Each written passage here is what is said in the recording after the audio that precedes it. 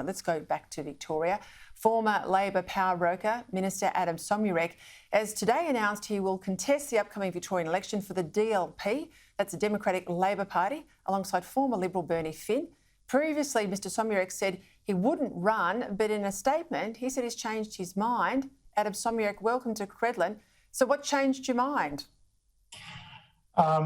Peter, look, I had checked out a couple of weeks ago. I was sort of ready to get on with the next chapter of my life.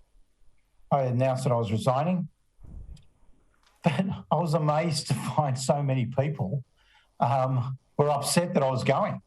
Honestly, I just didn't think, I was looking at it from a personal perspective. I didn't think it would sort of concern anyone at all. I didn't think anyone would miss me, but they did. You know why? When I had a good think about it, because they are concerned about Daniel Andrews. They know that I've spent 25 years with Daniel, working in partnership with him and working against him. They know that I know Daniel Andrews very, very well, and I know the tricks of the trade, and I know the tricks of Daniel Andrews. So I've been a shadow minister with Daniel Andrews, under Daniel Andrews. I've been his minister. I helped him get into, Parliament, and I also helped him become opposition leader. I know this man very, very well. I know every impure thought he has before he verbalises it. So from that perspective, and having so much experience, I think I owed it. I decided that I owe it to Victoria to stand. And if Daniel Andrews wins, I'm probably the best person to hold him to account. That sounds to me like not the Democratic Labor Party pitch. That sounds like the old Democrats pitch of Don Chip, keep the bastards honest. I mean, that's what you're basically saying. When we last spoke, Adem, this was around the time of the Ibac investigation. You gave evidence in the investigation. You said to me you were willing to be interviewed by the police. Did they ever contact you? Did they speak to you? No, what I said was, this is very important. This is very important. When you have a police investigation, it goes nowhere, right? The police sit on it. They have a private investigation. You don't know what happens in a police investigation. I sit on the Ibac stand for 4 days, right? And for 4 days, they grilled me. Whatever they had, they grilled me.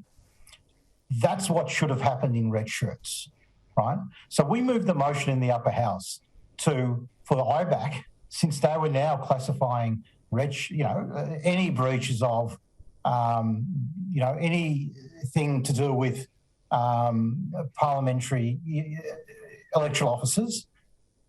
We thought we'll give them a chance to now reinvestigate red shirts, and Ibac didn't, even though there was a motion from the upper house basically saying that we want you to investigate red shirts because you're saying that these matters are corrupt.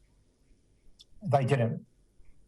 They flat refused. We also had, let's not forget Jenny Mikakos, another former colleague of yours, Labor colleague of yours, gives evidence in the Code inquiry. The Premier gives evidence just after her.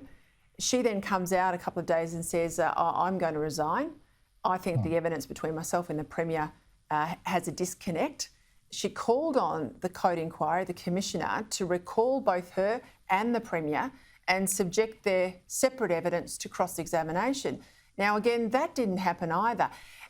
In relation to red shirts and the inquiry by Ibac, it's called Operation Watts. My viewers will know it well.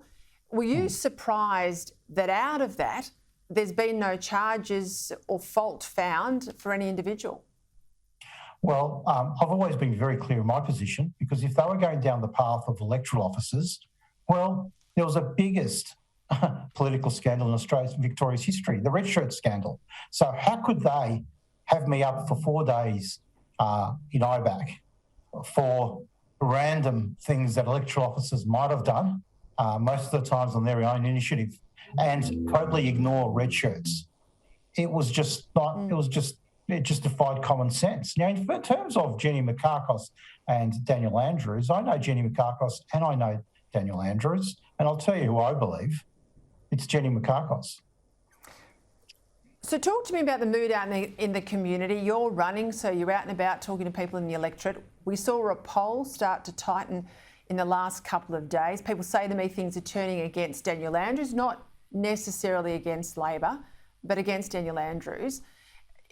We all talk about government's winning and opposition's winning, but of course this is an election that the government could lose, perhaps more than the opposition could win. What's your take? Well, my take is the Labor Party are certainly losing its base. Why are they losing its base? They're losing its base because the Labor Party now are not a workers' party. They're not the Australian Labor Party. They are an inner city elitist party that takes the working class communities for granted.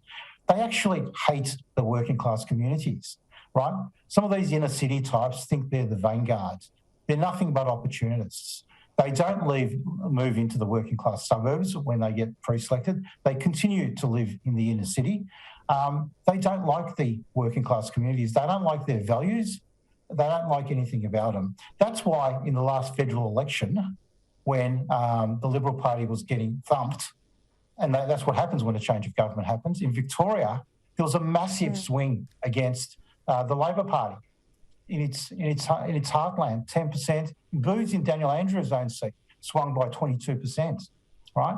So Labor Party needs to get the message. They're not the Workers' Party anymore. They're not the Working Families Party. I think they'll get that message at this election. And I think the DLP, the Democratic Labor Party, are a moderate party, and they're a centrist party, and they care about the working families in the suburbs and the regions.